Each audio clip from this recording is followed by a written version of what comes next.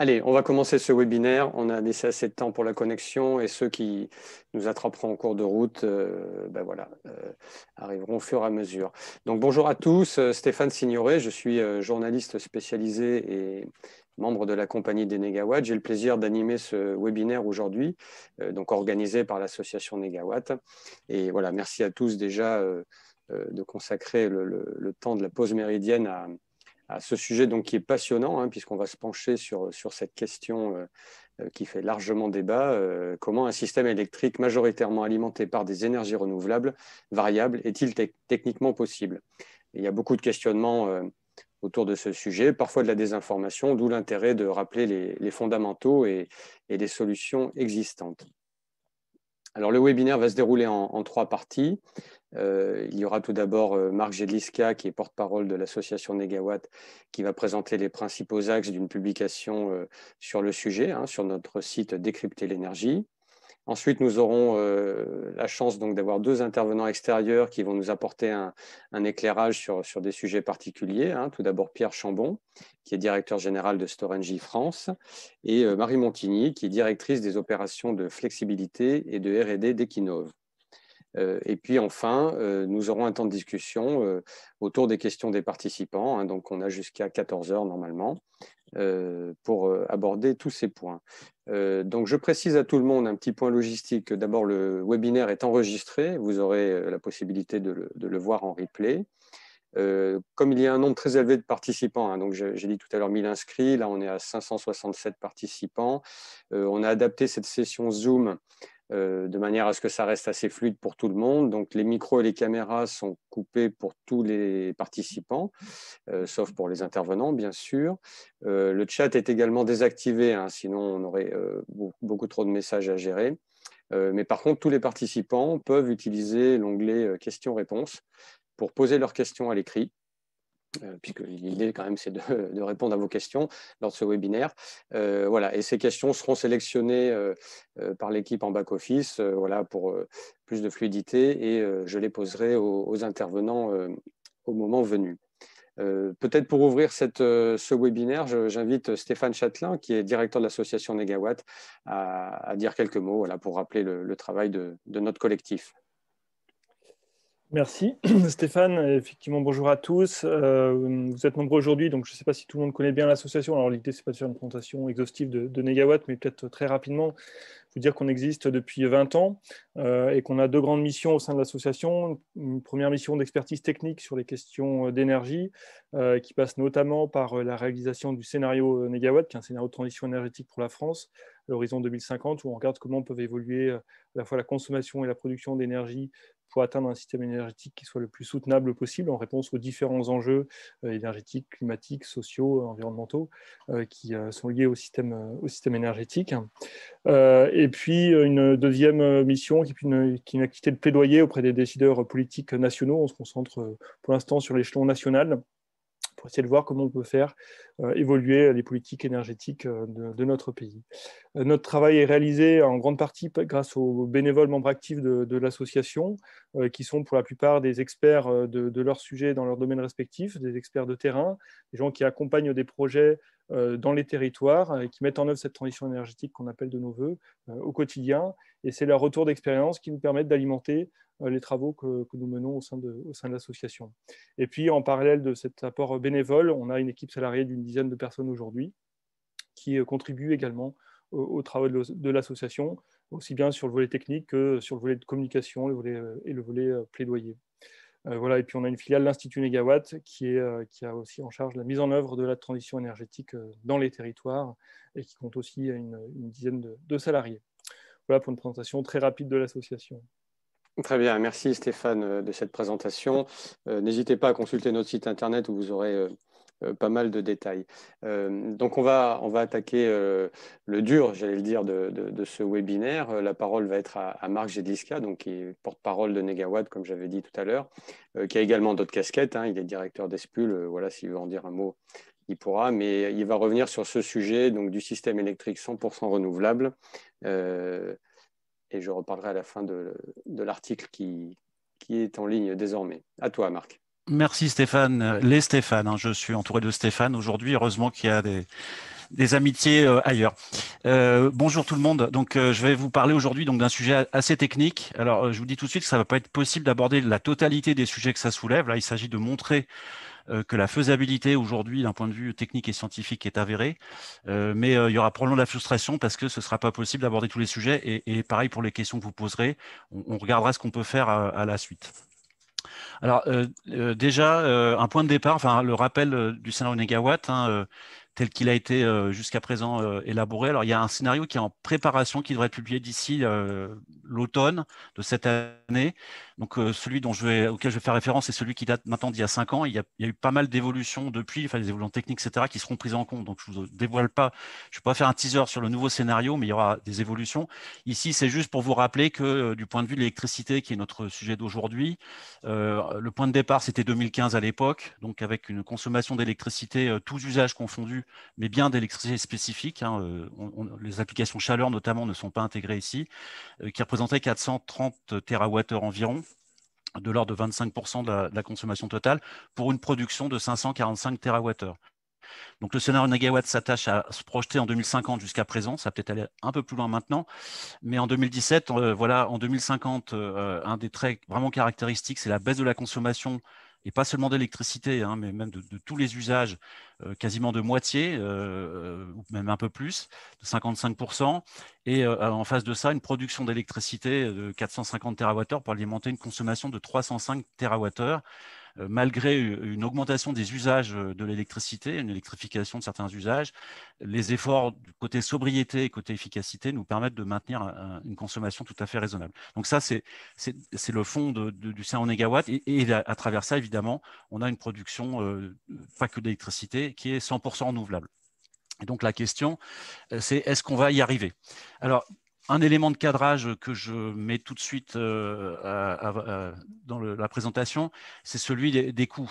On a des dynamiques, du point de vue électrique, des différentes filières de production. En gros, il y a les fossiles, alors essentiellement le charbon, mais aussi le pétrole et le gaz. Il y a les renouvelables et le nucléaire, hein, qui sont les trois grandes familles de moyens de production d'électricité en général, avec des dynamiques très différentes. Pour ce qui est des fossiles, alors, il n'y a que le charbon qui figure ici, mais ça vaut aussi pour le gaz et le pétrole, une relative stabilité des coûts, ce qui est assez logique, puisque on a une augmentation tendancielle de l'accès aux ressources, mais sur le coût de production, on va dire globalement, c'est à peu près stable. Du côté des renouvelables, on a des baisses de coûts qui sont avérées pour les trois principales filières d'électricité nouvelles, on va dire, hein. L'hydraulique n'est pas prise en compte ici, elle est à peu près stable aussi, avec des baisses spectaculaires, notamment pour le photovoltaïque et l'éolien pour l'instant terrestre. L'éolien en mer, maritime, va suivre dans pas longtemps. Et à l'inverse, pour le nucléaire, on a une courbe d'apprentissage négative, c'est-à-dire que au fur et à mesure que le temps passe et que les exigences de sûreté augmentent, le coût du nucléaire, de production du nucléaire augmente. Alors là, il s'agit du coût du nucléaire sorti de centrale, hein. Il n'y a pas les coûts derrière de réseau ou de stockage, mais on y viendra tout à l'heure. Donc un rappel d'une raison, on va dire, additionnelle aux questions environnementales ou climatiques ou sociales, enfin, ça a aussi à voir avec le social. La baisse des coûts des renouvelables est aujourd'hui inéluctable, et de toute façon, leur place dans le décor de demain en matière d'électricité sera de toute façon très important au niveau mondial, au niveau européen, et très probablement aussi au niveau français. Alors, pour avoir un système 100% renouvelable, on est soumis à des lois de la physique, notamment du côté du système électrique. Donc, on a trois grandes familles de contraintes qui sont la sécurité d'approvisionnement, l'équilibrage court terme et le synchronisme du réseau. Je vais aborder ces trois points qui fonctionnent un petit peu comme des poupées russes, hein. Il y a effectivement des points de vue techniques et scientifiques ça se côtoie, mais dans la réalité, il y a quand même des points communs. Alors, le premier, la sécurité d'approvisionnement, ça concerne la capacité de fournir les besoins sur l'année, on va dire. Alors là, on va parler en terawattheure, on parle en énergie, en quantité d'énergie. Et pour savoir est-ce qu'il va y avoir assez, là, je me réfère à une étude de l'ADEME publiée en 2017, pardon, qui avait fait le recensement des gisements de production, notamment photovoltaïques et éoliens, en appliquant tout un tas de filtres, hein. Ce ne sont pas des gisements bruts, là, ce sont des gisements raisonnablement, facilement accessible. Vous pouvez vous référer à l'étude pour avoir le détail des mots utilisés. Et ici, on voit qu'il y a près de 1300 TWh accessibles dans ces conditions-là, à mettre en regard des 305 TWh du Sénégal ou des 630 TWh de la SNBC étant la stratégie nationale bas carbone. Donc, c'est l'évaluation de la consommation d'énergie, en l'occurrence d'électricité en 2050, qui a été réalisée par l'État dans le cadre des travaux de la stratégie nationale bas carbone qui sont maintenant obligatoires à intervalles réguliers. Donc, on voit qu'on est très largement excédentaire en matière de gisement. On n'a pas besoin d'aller chercher le moindre mètre carré ou de surface accessible aux éoliennes pour produire. Deuxième élément, c'est cet équilibre offre-demande. Bien évidemment, ça ne produit pas tout le temps. Une éolienne ne produit pas quand il n'y a pas de vent. Et la nuit, on sait qu'il n'y a pas de soleil. Du coup, on va avoir sur un système, là, on se projette sur un système 100% renouvelable, des périodes d'excédent, des périodes de déficit qui sont caractéristiques d'un système avec des productions variables. Donc là, c'est une image qui n'a pas vocation à être l'exactitude, mais on voit que les 180 TWh, on va avoir besoin, en tout cas dans 100 MW, c'est à peu près les chiffres sur lesquels on est, de déplacer 180 TWh de périodes de production à des périodes de déficit. Donc là, c'est en bleu. Donc ça, c'est ce à quoi il faut qu'on réponde. Et donc les moyens d'y répondre, c'est ce qu'on appelle le stockage. Alors le stockage recouvre tout un tas de technologies qui sont très différentes les unes des autres et qu'on classe ici sur deux échelles. En bas, c'est une échelle de volume de stockage. Alors attention, c'est une échelle logarithmique, c'est-à-dire que ça avance vite. En ordonnée, ce sont les durées de stockage, qui sont les deux paramètres vraiment importants pour caractériser un moyen de stockage. Et ici, on voit que entre quelques wattheures pendant quelques millisecondes, qui sont typiquement ce que font les condensateurs, par exemple, jusqu'à ces stockages de térawattheures, voire de dizaines ou de centaines de térawattheures sur des mois, donc ce qu'on appelle le stockage intersaisonnier, il y a tout un tas de moyens qui sont à notre disposition et qui ont tous des avantages et des inconvénients, mais qui correspondent. Alors, ça figure en haut, là, vous voyez sur les échelles géographiques sur lesquelles on se situe.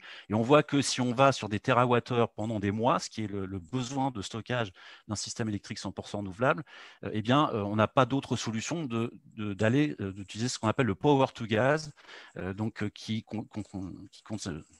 qui a deux sous-ensembles, l'hydrogène dans tous les cas, éventuellement le passage de l'hydrogène au méthane. Et ça, je pense que c'est le monsieur de Storengy, monsieur Chambon, qui en parlera plus que moi. En tout cas, l'idée là est de passer de l'électricité à la molécule via l'électrolyse, donc en mettant un plus et un moins électrique dans de l'eau. Pour résumer très succinctement, on produit l'hydrogène et après cet hydrogène, on peut le valoriser de différentes manières.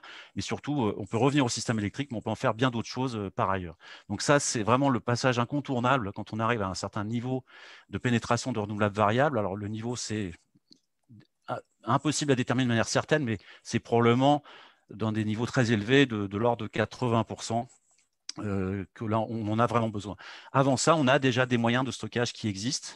Notamment, on a les stations de pompage-turbinage. Alors, en français, c'est les stations de transfert d'énergie par pompage, des STEP, qui sont ici figurées en jaune, qui jouent un petit peu en milieu de tableau, on va dire, donc de l'ordre de quelques gigawattheures sur quelques jours ou la semaine. La France est très bien équipée en STEP aujourd'hui. Et puis, on a toutes les batteries dont on parle beaucoup et qui commencent à apparaître, qui sont ici en vert, qui ont aussi des fonctions de stockage, mais sur des pas de temps et sur des volumes beaucoup moins importants. Donc, ce sont des sortes de poupées russes sous ces moyens de stockage, et on en a une grande variété. Alors, si on va vraiment au bout du 100% renouvelable et qu'on revient à notre schéma tout à l'heure, on se rend compte que les capacités réelles, physiques, là, qui sont aujourd'hui à notre disposition, pour les STEP, les 10 TWh, c'est plus qu'aujourd'hui, en fait, et on raisonne souvent plus en puissance qu'en énergie, mais c'est à peu près ce qu'on utilise comme énergie dans les STEP aujourd'hui. Si on équipait les 40 millions de voitures qui roulent aujourd'hui par des batteries, on aura à peu près 2 TWh, c'est une échelle quand même très réduite, et on voit que le vrai débouché quantitativement suffisant, en fait, c'est le réseau gazier, dont Storengy est un des acteurs majeurs et qui en parlera plus tout à l'heure, mais on voit qu'il y a une capacité très importante de l'ordre de 130 TWh, ce qui répond vraiment aux besoins qu'on a de stockage. de stockage, notamment intersaisonnier, qui apparaîtra donc dans les décennies à venir. Très rapidement, ce schéma-là, moi je l'aime beaucoup parce qu'il montre que le power to gas introduit dans le système électrique une triple flexibilité dans le temps, hein, c'est-à-dire qu'on produit aujourd'hui, on peut consommer demain.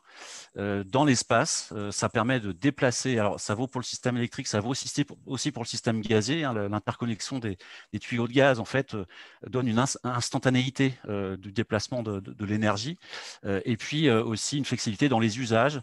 Le vecteur gaz, hein, qu'on oublie souvent, alors là on parle de vecteur électrique comme point de départ, mais le vecteur gaz est souvent oublié alors qu'il offre d'un point de vue physique une flexibilité presque plus grande que l'électricité. Il peut faire beaucoup de choses. Et donc là, on voit que ces trois flexibilités sont complémentaires et permettent vraiment, c'est une sorte de clé de voûte en fait, d'un système énergétique durable et essentiellement renouvelable. Donc ça, c'était pour la généralité. Alors, dans le scénario négawatt tel qu'on l'a conçu jusqu'à présent, donc le scénario 2017, on voit que les steps, les fameuses steps, restent à peu près, enfin, augmentent un peu, mais pas énormément en fait. On améliore en gros leur utilisation, que ce soit par des travaux ou par des modes opératoires. Et puis, on a le power to gas qui arrive beaucoup plus tard, hein, qui arrive, alors, il commence à arriver en 2035, mais le besoin vraiment important qu'on a de lui, ça apparaît plutôt en fin de parcours, on va dire dans les années 2045, où là, on atteint des taux de pénétration des renouvelables variables qui sont tels qu'il va falloir massifier. Ce qui n'est pas trop un problème parce que les technologies existent déjà, hein, Storengy va nous en parler. Il n'y a pas besoin de rupture technologique, il y a besoin d'amélioration, d'optimisation, et on a le temps de les faire, on va dire, de faire les bons choix aussi d'un point de vue industriel, des différentes techniques de power to gas. Donc voilà pour ce qui est la sécurité d'approvisionnement. Deuxième contrainte importante, on va réduire dans le temps, hein, parce que l'approvisionnement, c'est sur l'année, on va dire, grosso modo. Là, on va être à plus court terme, donc l'équilibrage d'un réseau électrique, c'est très sensible, on va dire. Et là, on va des réactions de l'ordre de quelques minutes ou dizaines de minutes. Alors, c'est un sujet sur lequel on n'a pas été les premiers à travailler, bien heureusement, et sur lequel il y a eu des travaux déjà publiés. Je vais m'appuyer beaucoup sur les travaux publiés pour montrer que c'est faisable. Ce premier, celui-là est un peu ancien, puisqu'il date de 2004. Il a été conduit entre 2004 et 2007 par le Fraunhofer Institute de Kassel, à la demande de Madame Merkel lorsqu'elle est arrivée au pouvoir en Allemagne en 2004. Elle a demandé, puisque l'Allemagne avait décidé de sortir du nucléaire déjà à cette époque-là, elle avait demandé à ce qu'on lui prouve d'un point de vue technique, scientifique, puisqu'elle-même est une physicienne, il ne faut pas l'oublier, que ça pouvait marcher. Donc c'était bien avant Fukushima. Et donc ce Combi-Kraftwerk, c'est une étude à partir d'une maquette, en fait, 1/10 millième de l'Allemagne. Donc, ils avaient pris une petite ville du centre de l'Allemagne, la consommation, le profil de consommation de l'ensemble de cette mini-Allemagne, on va dire, avec des moyens de production réels en photovoltaïque, en éolien, en biogaz, qui sont agglomérés dans ce qu'on appelle une centrale virtuelle, hein, c'est-à-dire qu'on fait comme si c'était une seule centrale et on va piloter un certain nombre de types de fonctionnement en commun, on va dire. Et donc, la modélisation de tout ça étant fait au pas horaire, donc heure par heure. Le résultat, c'est que le système atteint un équilibre à tout moment, sans avoir besoin d'importer. Alors, c'était prévu dans le modèle de pouvoir importer si jamais on avait un problème. Et là, le constat était que non, il n'y avait pas besoin d'importation. Il y avait par contre quelques exportations possibles à certains moments. Et à l'époque, les sujets non abordés, c'était la qualité de l'onde et la stabilité du réseau. Là, c'était vraiment l'équilibre court terme qui était démontré.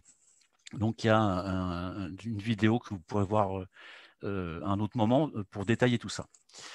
Deuxième preuve de concept, on va dire, c'est un peu plus récent, c'est une étude que l'ADEME a publiée en octobre 2015 qui s'appelle un mix électrique 100% renouvelable avec un point d'interrogation, dans lequel elle a repris un peu ce type de travail en plus fouillé, on va dire, en plus détaillé, à l'échelle des régions françaises, hein, sans rentrer dans tout le détail du réseau tel qu'il est physiquement, mais en tout cas avec une méthodologie suffisamment robuste pour considérer qu'elle est très fiable.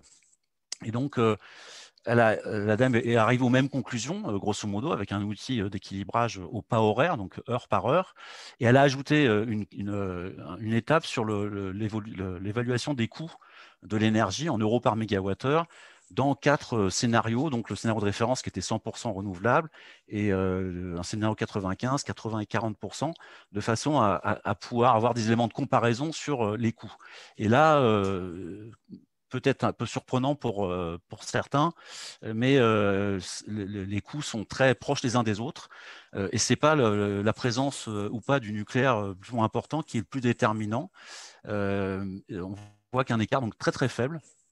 Et ça, avec en plus la prise en compte du stockage, mais aussi des réseaux, du réseau de transport, et une partie, alors réseau non modélisé parce que les travaux n'ont pas pu aller assez loin, ce qui pourrait éventuellement faire évoluer les choses. Mais en tout cas, on voit qu'on est quand même dans des ordres de grandeur tout à fait similaires et qu'on n'est pas très loin en fait des erreurs, des marges d'erreur d'interprétation ou d'évaluation dedans.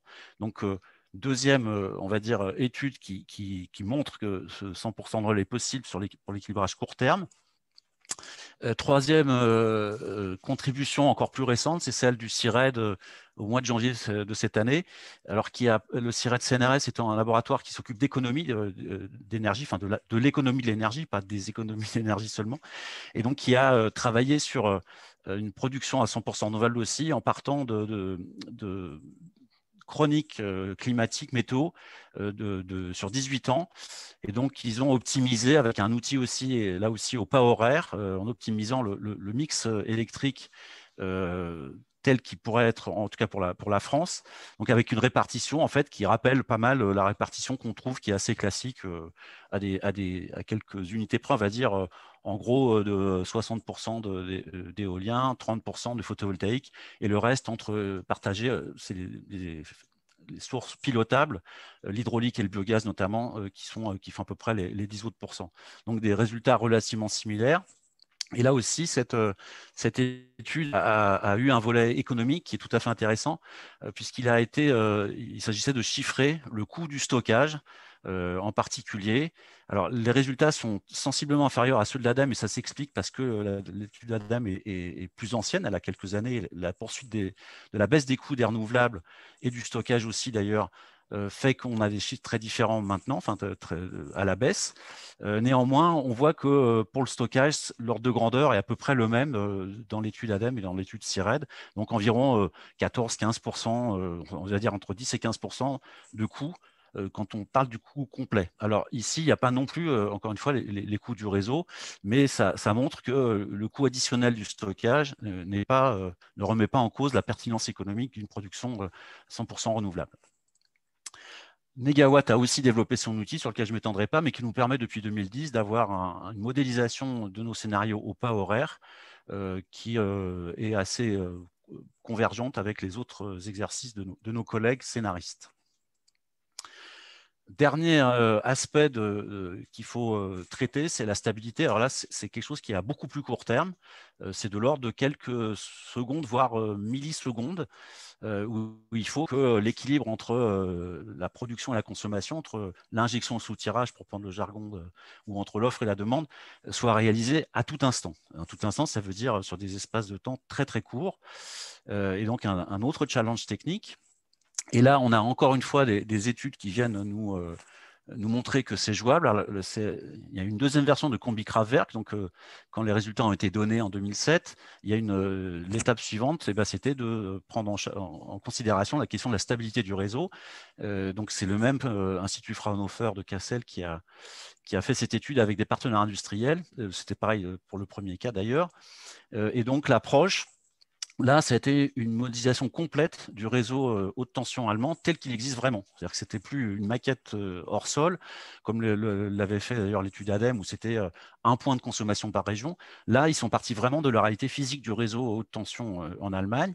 Ils ont pris des courbes de charge et de production par poste source. Imaginez à tel endroit va y avoir tel développement éolien ou photovoltaïque ou biogaz, etc. Ils ont donc testé ce qu'on appelle les réserves, les réserves primaires, secondaires, tertiaires. Alors, je ne vais pas rentrer dans le détail de ces affaires-là, mais il faut savoir qu'il y a plusieurs temporalités en fait, de besoin de réserves disponibles à la hausse ou à la baisse pour réguler les écarts de fréquence, éventuellement de tension qu'on peut avoir sur le réseau. C'est ça la stabilité. En tout cas, ces tests de réserve ont été effectués sur des sites réels. Donc sur des données concrètes, et donc avec un mix électrique optimisé avec que vous voyez ici, qui rejoint encore une fois à peu près les mix qu'on trouve dans nos pays, on va dire à peu près au milieu entre l'équateur et les pôles Nord. Le résultat très pratique, c'est celui-là, c'est-à-dire qu'en mettant en contribution le photovoltaïque, les batteries électrolyseurs, d'un côté, l'éolien de l'autre, le méthane et les stations de pompage-turbinage, on est capable d'avoir des temps de réaction de stabilité de la fréquence qui correspondent en fait aux normes du réseau actuel, c'est-à-dire qu'on répond aux besoins, à tel point d'ailleurs qu'il y a même des offres qui sont faites, puisque c'est un marché, hein, les marchés des réserves, et en Allemagne, toutes les réserves sont soumises au marché.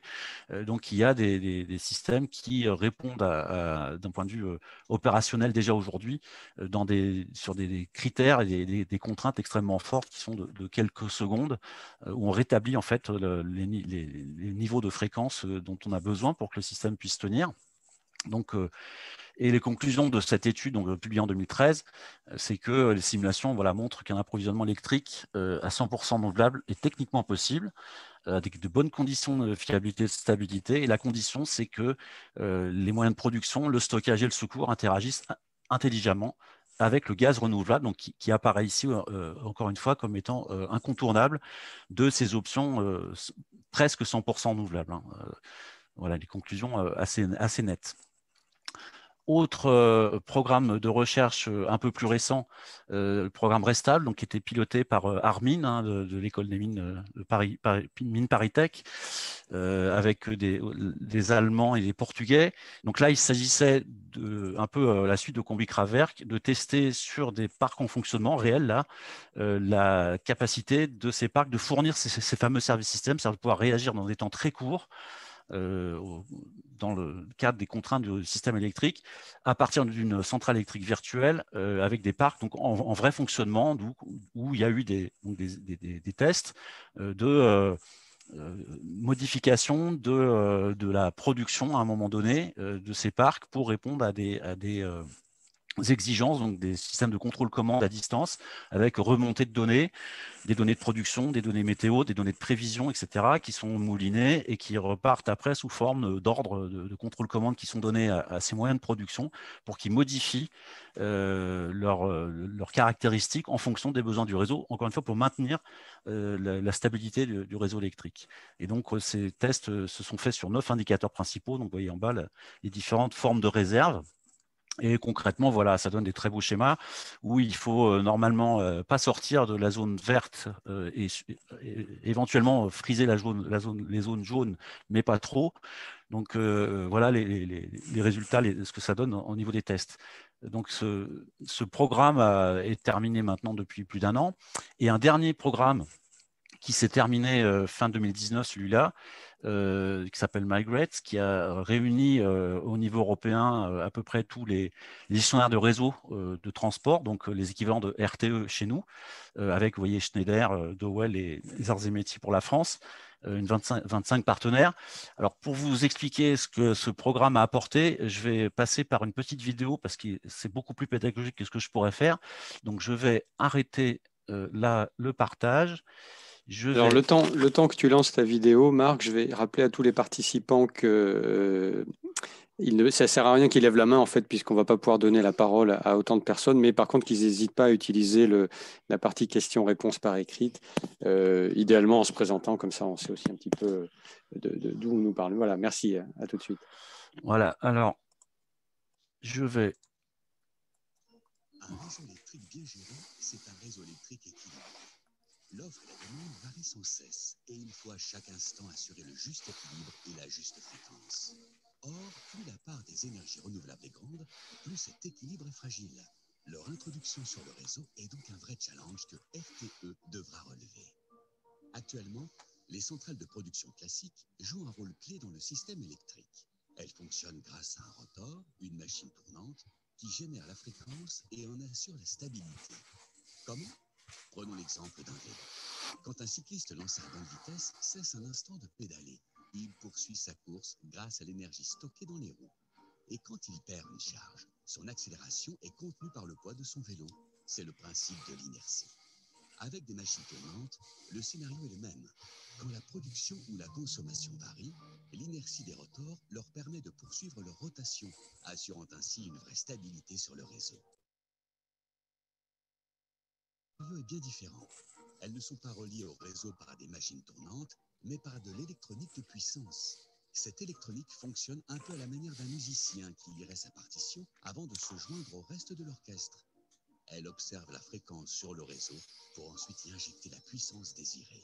Elle n'offre donc aucune inertie naturelle qui permettrait de conserver la stabilité du système. Que faire alors si la part des énergies renouvelables sur le réseau augmente? Deux solutions s'offrent aujourd'hui à nous.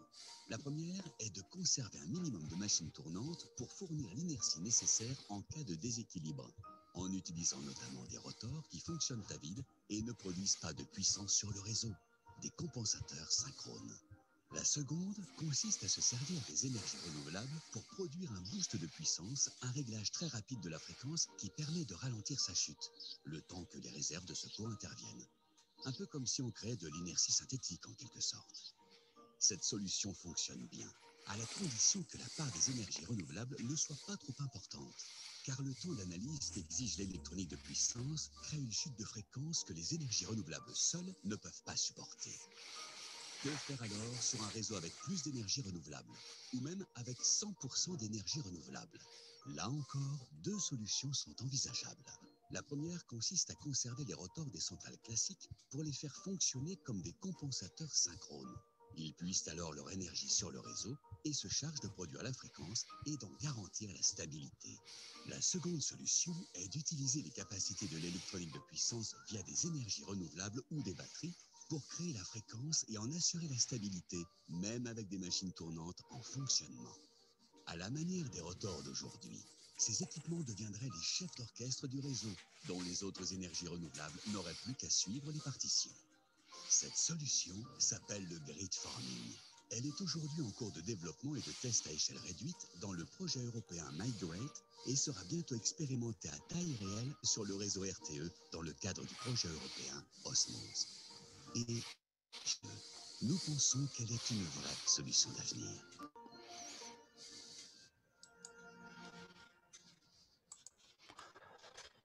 Donc voilà le.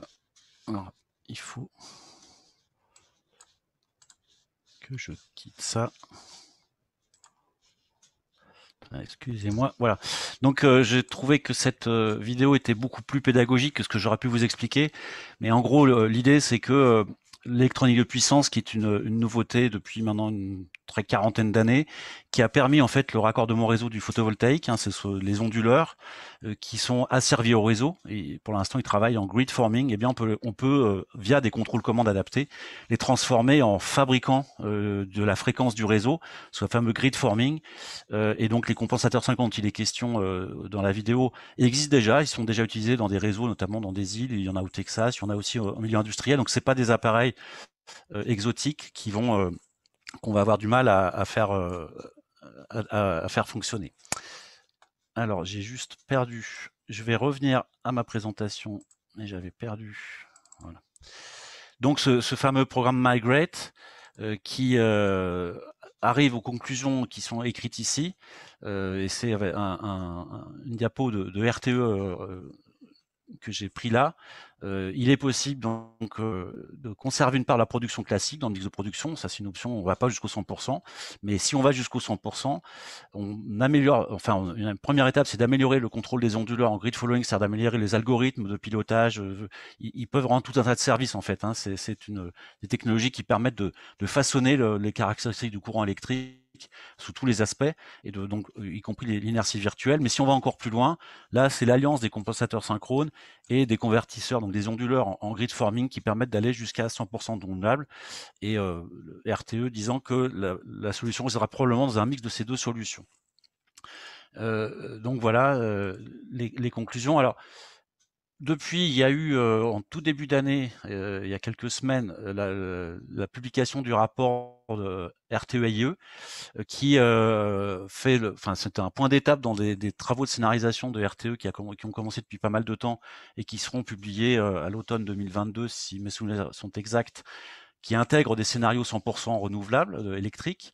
Et donc, ce rapport de RTE-AIE, c'est son titre là, les conditions et prérequis en matière de faisabilité technique pour un système électrique avec une forte proportion d'énergie renouvelable à 100%. Alors, il n'est pas cité le mot 100% renouvelable, mais c'est la forte proportion. Donc, ça a été commandé par le ministère en 2019, publié le 27 janvier 2021. C'est une étape intermédiaire du bilan prévisionnel. Et donc, les principaux résultats, et ça, c'est des citations du rapport de RTE-AIE que je mets ici. Il existe un consensus scientifique sur l'existence de solutions technologiques permettant de maintenir la stabilité du système électrique sans production conventionnelle. Donc, ça veut dire 100% renouvelable. La sécurité d'alimentation peut être garantie dans un système reposant en majorité sur des énergies à profil de production variable, comme l'éolien et le photovoltaïque. Alors là, on va utiliser la flexibilité, dont il y aura un exposé tout à l'heure qui va parler de ça, le pilotage de la demande, le stockage, etc. Donc tout un tas de moyens. Le troisième point, c'est que le dimensionnement des réserves opérationnelles, cadres réglementaires devront être sensiblement révisés. Et les méthodes de prévision de la production renouvelable variable continuellement améliorées, mais c'est le cas. On a aujourd'hui des systèmes experts avec l'intelligence artificielle. On apprend de plus en plus à prévoir et surtout à prévoir les erreurs de prévision, ce qui est encore plus important en fait. Enfin, des efforts substantiels devront être consacrés au développement des réseaux d'électricité à compter de 2030, tant au niveau de transport que de la distribution, et c'est pas chiffré du tout dans le rapport, mais ce n'est pas non plus posé comme étant un obstacle à ce développement à grande échelle des renouvelables. Donc en conclusion, un système électrique 100% renouvelable est techniquement faisable, il y a un consensus scientifique. Ça demande une industrialisation progressive de solutions aujourd'hui disponibles, le power to gas, le grid forming, compensateur synchrone, la flexibilité, etc. Ça demande une adaptation du cadre réglementaire et du volume des réserves, une collaboration, une bonne coordination entre toutes les parties prenantes. Et par ailleurs, les investissements sur le réseau que nécessite cet objectif sont à mettre au regard d'une part de la nécessité dans tous les cas d'investir massivement à court moyen terme dans les moyens de production d'électricité. C'est le cas du nucléaire, que ce soit le nucléaire existant, le nouveau nucléaire, il y a des besoins d'investir de dizaines de milliards d'euros, et on a vu avec l'étude de l'ADEME qu'on est sensiblement dans les mêmes coûts de production, donc c'est un élément important à avoir en tête. On sait que la baisse des coûts de production du photovoltaïque et de l'éolien, notamment offshore, vont continuer encore. Les cours d'apprentissage sont loin d'être terminés. Et quand on les compare aux autres moyens de production, c'est vraiment un avantage compétitif tout à fait important. La baisse des technologies émergentes qui contribuent à l'équilibre de la stabilité, comme le power to gas aussi, enfin, ces technologies baissent leurs coûts également. En conclusion, on peut dire que refuser de s'engager dans la voie du 100% renouvelable, ce n'est pas un choix techniquement ou économiquement rationnel, c'est un choix idéologique ou politique, et donc il serait bon qu'on puisse en débattre dans des instances démocratiques et dans le pays. Voilà la conclusion à laquelle ces éléments m'amènent. Et maintenant, je passe la main à mes successeurs. Merci Marc pour cette présentation un peu plus longue que prévu, mais il y a effectivement beaucoup de choses à dire. Et le sujet est assez complexe, comme vous l'avez vu, il fait appel à différents domaines d'activité. Alors, on va continuer le débat, justement, c'était bien l'objet de ce webinaire, en continuant donc avec deux éclairages sur des points que Marc a abordés pendant sa présentation. Donc, je vais inviter Pierre Chambon à prendre la parole en partageant mon écran sur lequel il y a sa présentation. Pierre Chambon, vous êtes directeur général de Storengy France. Précédemment, vous avez présidé la Société hydroélectrique du Midi. Et donc maintenant, vous allez pouvoir nous évoquer cette question du rôle des infrastructures de gaz dans cette problématique de la gestion à long terme d'un autre type de mix de production. Oui, merci. Merci Stéphane. Donc, c'est vrai que par rapport à ce qui a été présenté tout à l'heure, de par mes fonctions actuelles et juste celles d'avant dans l'hydroélectricité, j'ai pu être en contact avec deux modes de stockage, un qui est plus à la semaine et l'autre qui est saisonnier, celui-ci actuel dont on va évoquer le sujet actuellement. Donc, si vous avancez dans la présentation, juste pour vous décrire, je vous laisse peut-être passer au slide suivant. Hop, j'ai un petit souci, désolé. Excusez-moi, Voilà, je vais y arriver. Alors, pardon, j'ai un petit blocage là sur l'ordi.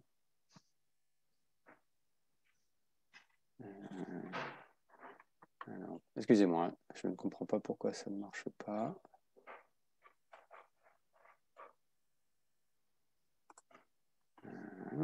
Désolé.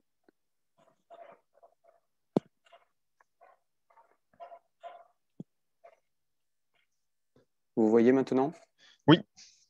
Donc, juste Storengy, en fait, nous sommes une société qui avons un métier, je dirais, historique, hein, qui est le stockage de gaz naturel en sous-sol, stockage massif, comme on va le voir tout de suite, mais on se diversifie aussi. Et la diversification, elle est notamment sur la production et le stockage de gaz renouvelable. Donc des métiers liés à la transition énergétique. Et puis également, on veut aussi faire contribuer à nos experts sous-sol qui ont travaillé sur ce métier historique, sur la géothermie, qu'elle soit profonde ou beaucoup moins profonde, production d'électricité ou de chaleur, notamment, voire stockage de chaleur et de froid. Alors, pour revenir sur la partie de notre métier historique de stockage, nous sommes présents en Europe avec 21 sites de stockage, essentiellement au-delà de la France, en Allemagne et en Angleterre, ce qui représente 12,2 milliards de mètres cubes de gaz stocké. Et en France, en fait, nous sommes nous sommes deux opérateurs de stockage et donc Storengy représente sur les 130 TWh de stockage qui était évoqué tout à l'heure. Nous sommes Storengy, nous stockons 100 TWh et donc c'est tout à fait, c'est un stockage tout à fait massif d'énergie, hein, et on le compare par exemple, c'est l'équivalent de la consommation annuelle de 20 millions de véhicules électriques. C'est pour donner une idée de cette importance, de cette capacité d'énergie, de stockage d'énergie en France.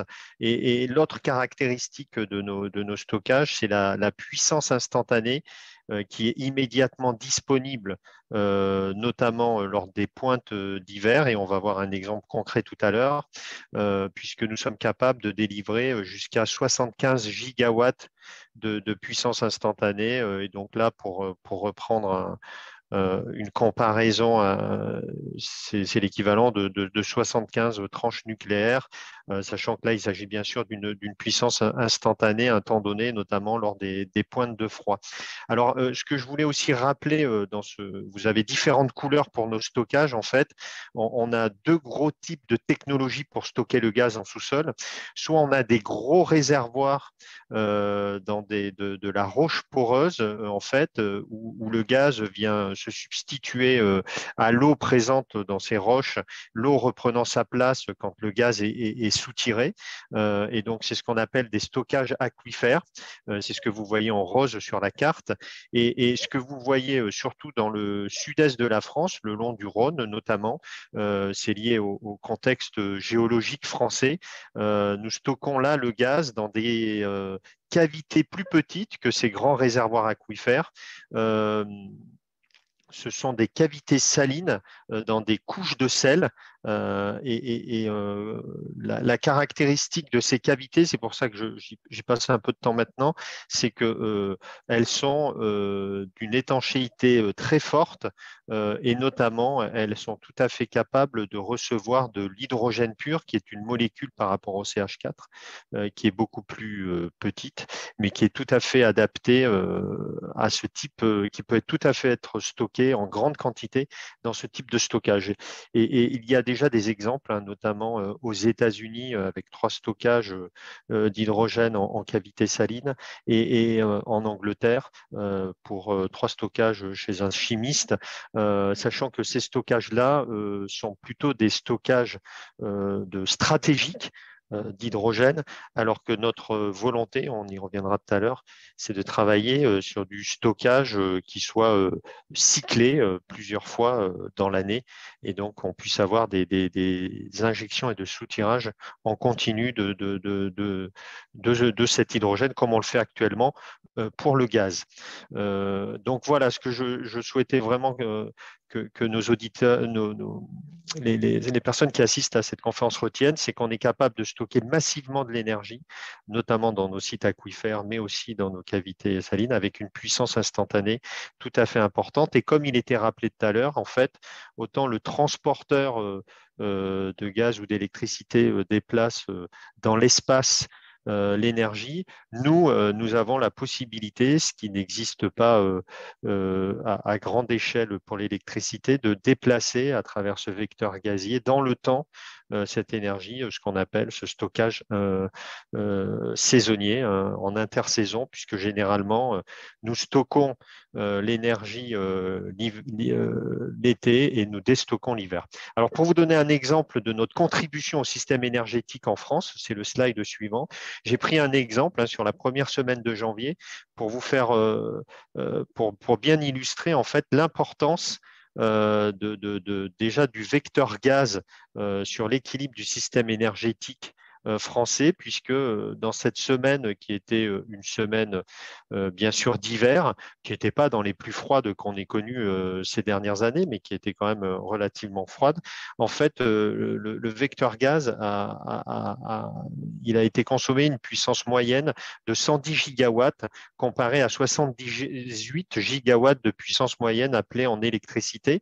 Et donc, ces schémas sont à l'échelle et on voit que donc, le vecteur gaz était beaucoup plus important, notamment l'hiver, que le vecteur électricité dans la consommation journalière en France, notamment lors de ces pointes de froid. Et autre point à souligner, c'est que 66% de cette consommation de gaz, c'est-à-dire 2 molécules sur 3 qui étaient consommées, provenaient des stockages de gaz qui ont assuré jusqu'à 72 gigawatts de puissance moyenne consommée à ce moment-là. Et alors que le nucléaire, par exemple, pour l'électricité, fournissait uniquement 52 gigawatts cette semaine-là. C'est pour vous donner l'importance et pour illustrer mes propos que j'évoquais tout à l'heure de puissance instantanée très importante qui est rendue possible à travers ce stockage massif d'énergie. Autre chose aussi à souligner, c'est que la correspondance entre les deux systèmes gazier et ELEC existe, notamment 11% de la consommation ELEC de cette semaine-là était fournie grâce au gaz à travers les cycles, les CCGT, les centrales à gaz qui fournissaient 8,5 gigawatts cette semaine-là, et notamment avec une contribution des stockages de gaz à cette consommation électrique de cette semaine. Donc, voilà l'exemple. Alors, le sujet, c'est que vous voyez l'avantage de pouvoir stocker sur le long terme et en grande quantité l'énergie. La problématique que nous avons, et nous en sommes bien conscients, c'est que nous stockons actuellement une énergie fossile, le gaz naturel, et donc nous avons un enjeu fort de pouvoir contribuer au verdissement de ce gaz, à la fois d'adapter nos infrastructures de transport, de distribution et de stockage à ce gaz vert, mais aussi de contribuer, et c'est une des diversifications qu'a souhaité l'entreprise Storengy, de contribuer à la production de gaz renouvelable. Alors, quels sont les types de gaz renouvelables auxquels nous nous intéressons? Nous nous intéressons à toutes les filières de gaz renouvelable, de la plus mature. Actuellement, elle est clairement, c'est la filière biométhane qui est la plus mature, avec une augmentation forte ces derniers mois, voire cette dernière année, de la production de gaz vert, notamment en partenariat avec le monde agricole. Donc nous exploitons jusqu'à 16 centrales de biométhane, alors pas Storengy directement, mais à travers une de ses filiales, Engie Bios. Mais nous ne sommes pas les seuls, puisque c'est 4 TWh qui sont injectés à peu près en fin d'année 2020 dans les réseaux, avec une volonté. Nous avons déjà identifié, je parle au niveau global, hein, du système de méthanisation français, jusqu'à 26 TWh de projets qui sont en attente pour être développés et injectés sur le réseau. Donc, par rapport à la programmation pluriannuelle de l'énergie, le biométhane est une des énergies renouvelables qui est en avance avec, ce qui n'est pas le cas forcément des autres énergies à l'heure actuelle renouvelables, en avance par rapport à la direction qu'on avait fixée, aux objectifs qui avaient été fixés dans cette PPE. Donc, une filière qui se développe et qui offre en fait de nombreux avantages. À la fois, elle permet de recycler des déchets, ce qui n'est pas forcément le cas de toutes les productions d'énergie. Elle contribue à un système local avec des énergies positives locales, notamment au niveau du monde agricole, et également en termes d'emploi local, et avec aussi une sécurité d'approvisionnement locale qui est tout à fait intéressante. Alors, au-delà de cette filière mature, l'autre filière à laquelle nous nous intéressons, c'est la filière hydrogène renouvelable. Nous nous y intéressons depuis plusieurs années. Filière qui pourra se créer uniquement via les usages, notamment dans la mobilité et dans l'industrie, à travers l'électrolyse de l'eau, ou comme l'hydrogène fatal à travers la production de saumure aussi. Tout ça à partir d'électricité renouvelable, qui permettant de transformer en fait un électron renouvelable généralement intermittent, hein, s'agissant d'énergie renouvelable, en molécules d'hydrogène qui, à terme, et quand elle sera produite en quantité importante, sera complètement stockable en grande quantité, notamment dans nos cavités salines. C'est ce que j'évoquais tout à l'heure avec cette technologie, et nous y reviendrons tout à l'heure, que nous sommes en train de tester. Et puis, la filière la moins mature, alors l'hydrogène renouvelable, elle démarre, mais elle démarre avec au début un plan Hulot qui était relativement modeste, mais qui a eu le mérite d'exister. C'était la première fois qu'on parlait un peu d'hydrogène renouvelable en France, avec 100 millions d'euros consacrés. Et puis, ces plans de relance au niveau, avec d'abord le Green Deal européen, 2030, 40 gigawatts au niveau européen de production d'hydrogène renouvelable. C'est tout à fait considérable, et des fonds très importants, des plans de relance qui sont consacrés.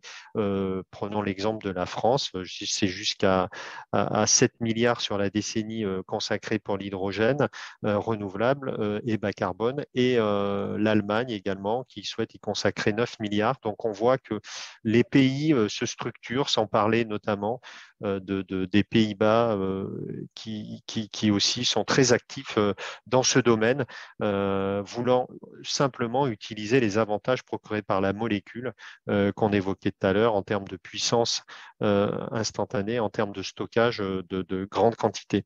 Et puis la troisième filière qui, elle, est plus confidentielle à ce stade, mais sur laquelle nous misons également, c'est la filière du e-méthane, c'est recréer du gaz de synthèse. C'est la même, chimiquement, c'est l'équivalent du gaz naturel, sauf que le grand avantage, c'est qu'il n'est pas fossile.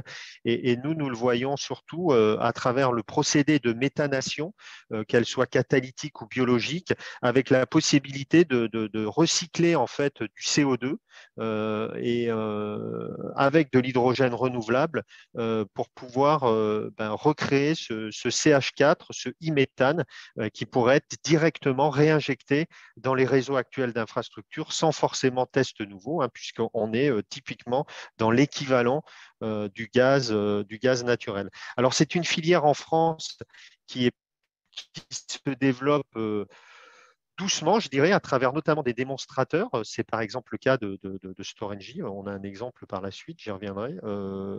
Et vous avez peut-être vu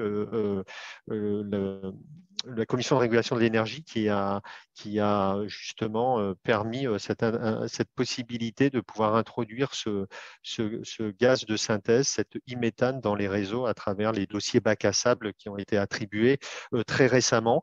Donc là, c'est quelque chose de favorable. Par contre, nous n'avons pas encore de mécanisme particulier qui pourrait aider et financer le rachat, par exemple, de e-méthane et qui aurait comme conséquence de pouvoir accélérer le développement de cette filière à date. Alors, si on avance par rapport à ces trois types de gaz verts, nous avons, en termes d'infrastructure, nous souhaitons vraiment nous consacrer notamment sur la filière hydrogène et hydrogène renouvelable, hydrogène pur, en mettant à disposition un certain type de stockage souterrain au service de cette filière qui permettent en fait de pouvoir justement gérer l'équilibrage entre la production intermittente et la demande qui, elle aussi, peut changer en fonction de l'heure à laquelle nous avons besoin notamment d'électricité. Alors, c'est l'avantage du maillon du stockage d'hydrogène dans la chaîne de l'hydrogène, hein, à la fois pour le fournisseur d'hydrogène, puisque le stockage peut lui fournir un exutoire 24 heures sur 24 à un coût compétitif, mais également pour les clients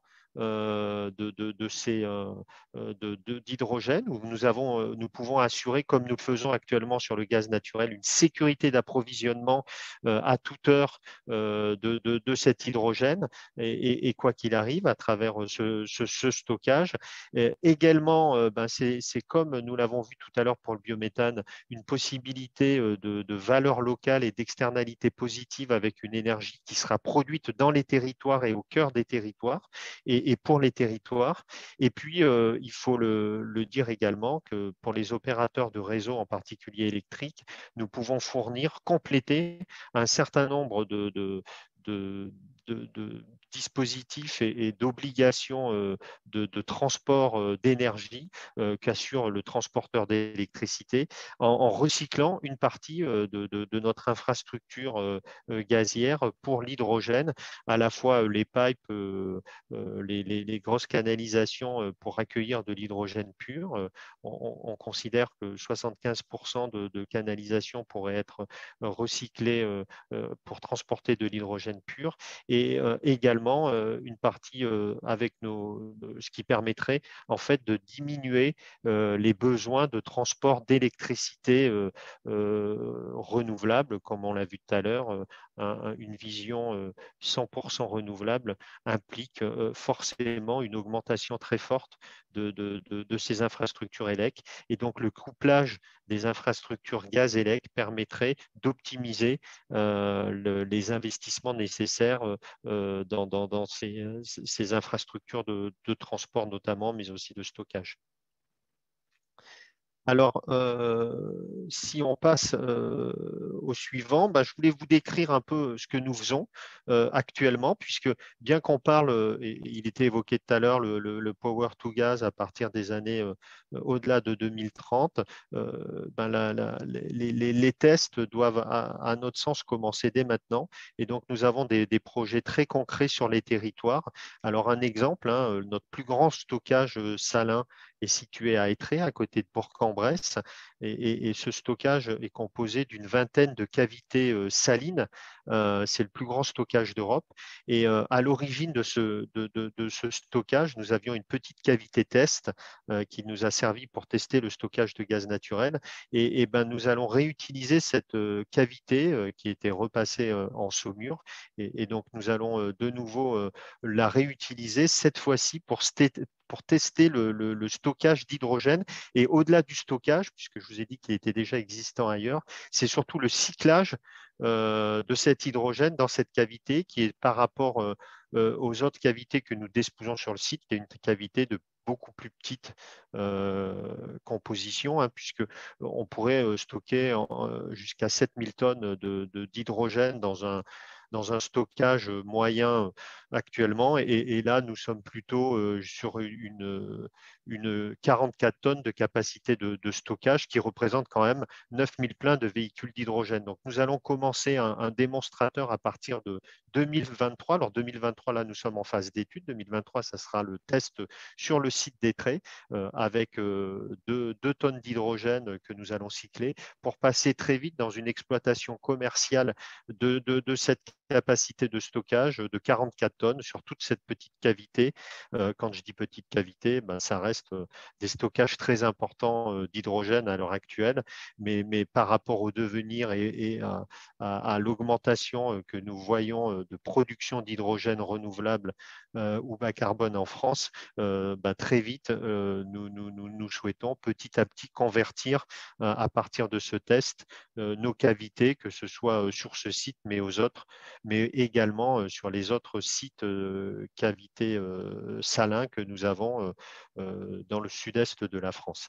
Alors, bien sûr, l'avantage de l'hydrogène, c'est que c'est une ENR qui est locale, comme je le disais tout à l'heure. Elle permet de contribuer à une économie neutre en carbone, hein, une transition énergétique neutre en carbone, comme nous le souhaitons à partir de 2050. Et puis, bien sûr, on l'évoquait tout à l'heure, cet hydrogène est vraiment un vecteur énergétique qui permet de transformer l'énergie, l'électron renouvelable en molécules stockables et à un prix compétitif. Donc ça, c'est les expérimentations que mène Storengy avec l'aide de l'Europe, il faut le dire, un projet qui reçoit une subvention européenne de 5 millions d'euros. Et pour cela, nous sommes en partenariat avec des Danois, ESK, avec aussi l'INERIS pour toute la partie technique et sûreté, et puis aussi avec un chimiste, Innovine, avec qui nous collaborons déjà pour l'exutoire de Saumur, indispensable à toute création de cavités salines. C'est pour vous donner quelques exemples de partenaires allemands et anglais qui travaillent avec nous sur cette expérimentation. Le budget total est de 13 millions d'euros. Alors, un autre exemple de projet démonstrateur, c'est celui-ci que nous réalisons à proximité d'un de nos stockages, qui est le stockage de céré, c'est de la méthanation, où en fait nous allons doubler la production de biogaz d'un méthaniseur qui produit du biogaz. Nous allons doubler ce gaz vert en captant le CO2 qui va se dégager de ce méthaniseur, en le mélangeant avec de l'hydrogène, et par un procédé de méthanation catalytique, nous allons recréer du gaz de synthèse qui, avec le gaz vert biogaz, va être réinjecté dans les réseaux. Donc on recycle à la fois du carbone et du CO2, et on augmente, on multiplie par 2 la production de gaz vert de la méthanisation telle que nous la connaissons actuelle. Donc un intérêt tout à fait important de ce type de power to gas, de transformation d'électricité à travers le vecteur hydrogène renouvelable tel qu'il sera produit sur le site aussi avec la mise en place d'un électrolyseur. Si on passe à la diapo suivante, pour ne pas être trop long.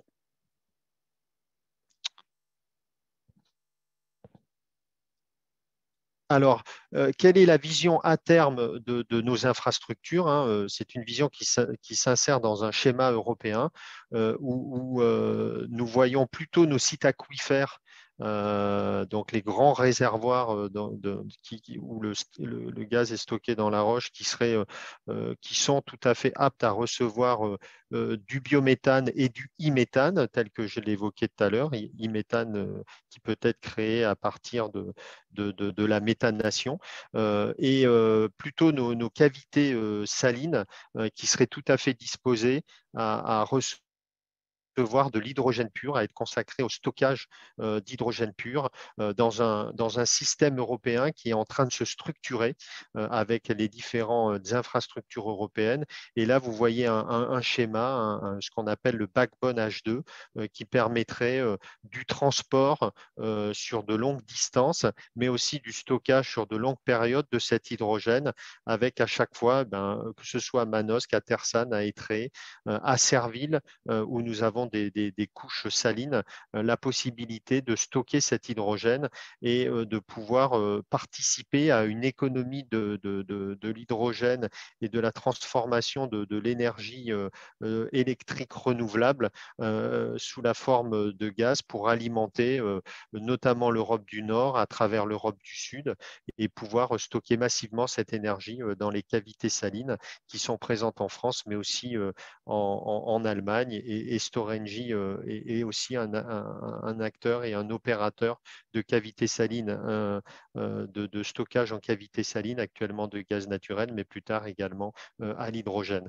Et donc, c'est ce scénario-là que nous poussons, nous essayons de promouvoir qui a aussi un avantage économique certain, c'est-à-dire que c'est des infrastructures qui ont déjà été financées, qui sont existantes, financées par l'ensemble des citoyens français, des consommateurs de gaz à travers le paiement de la consommation de gaz naturel, et qu'il s'agit de pouvoir reconvertir au mieux pour optimiser le développement financier qui s'insère tout à fait, comme il était dit en présentation, dans un scénario 100% renouvelable tel qu'évoqué par Negawatt.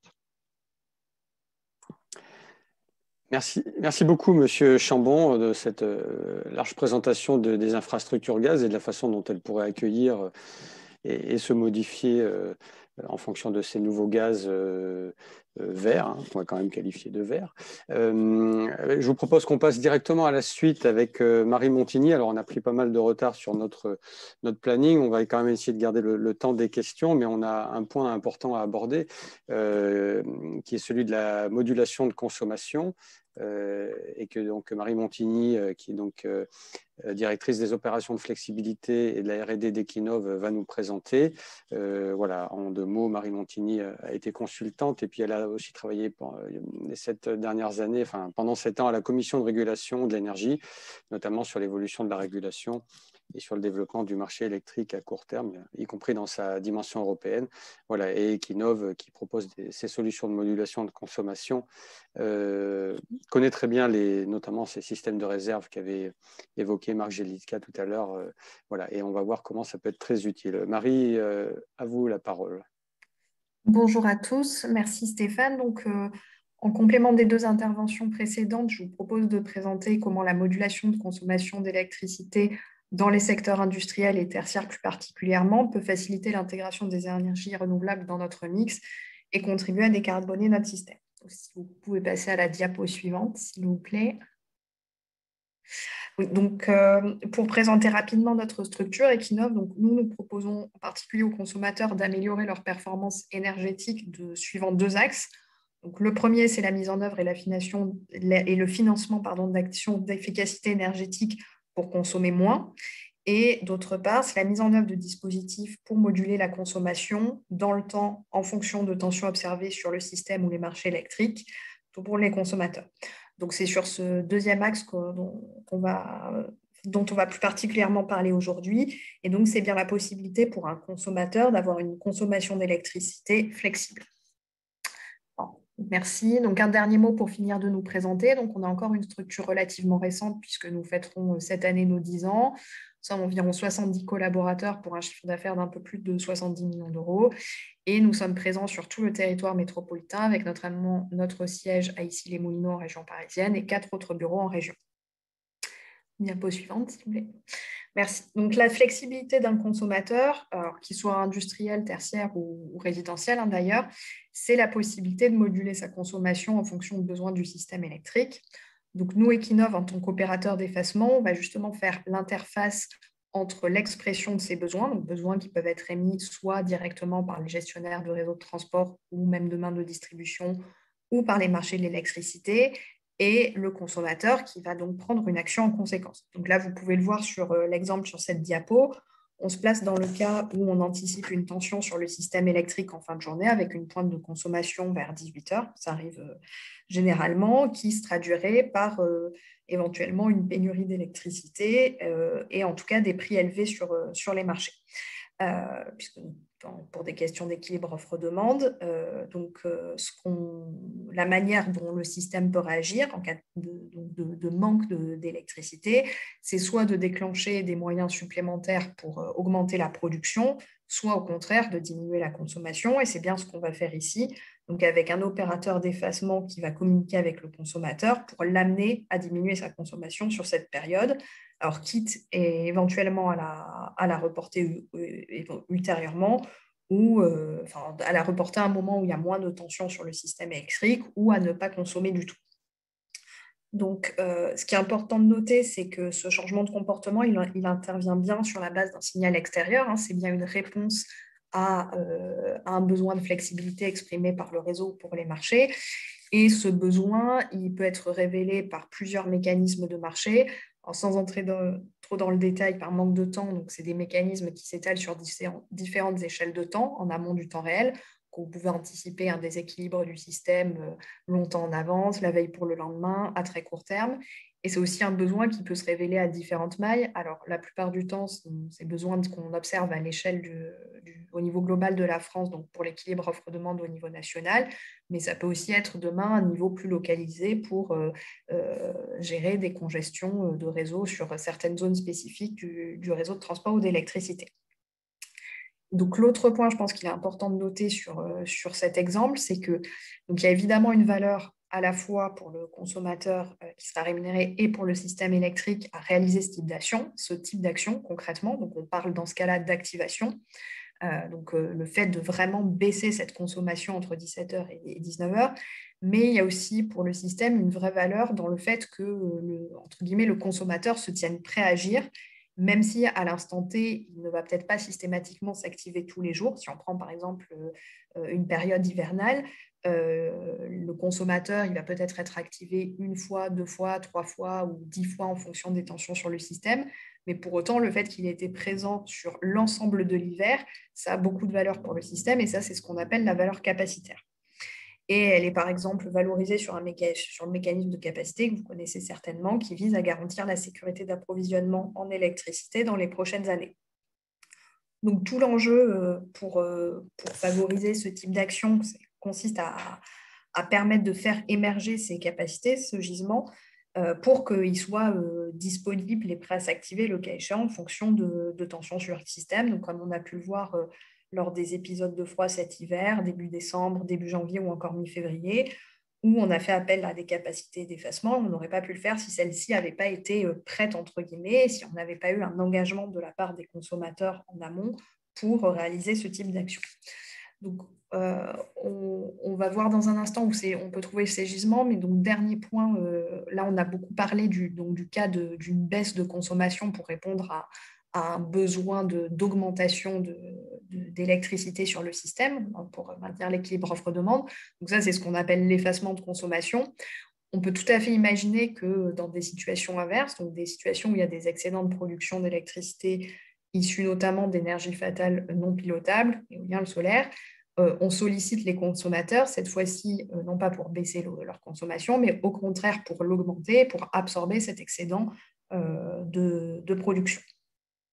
Si vous pouvez passer à la diapo suivante.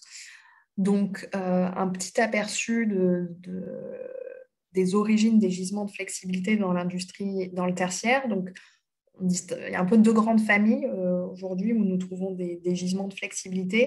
Donc, une première famille dans le fonctionnement intrinsèque des équipements. Alors, par exemple, dans le secteur du froid, il peut y avoir suffisamment d'énergie thermique dans certains congélateurs, certaines chambres froides, pour qu'il soit possible de diminuer la consommation d'électricité très ponctuellement sans qu'il y ait d'impact sur la chaîne d'ensemble. Et puis, il y a tout ce qui concerne l'organisation des procédés industriels en tant que tels et la possibilité, par exemple, d'utiliser des stocks qui ont déjà été produits pour reporter une production à un moment ultérieur ou pour y renoncer d'ailleurs.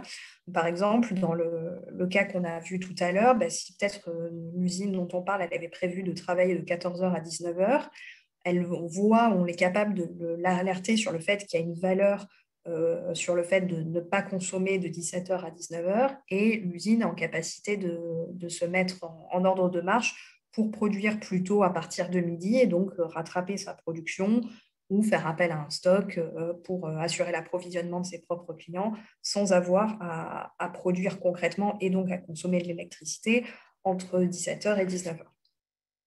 Donc là, vous pouvez voir quelques exemples de secteurs dans lesquels on opère des gisements de flexibilité, des papeteries, des fours électriques, des stations de pompage.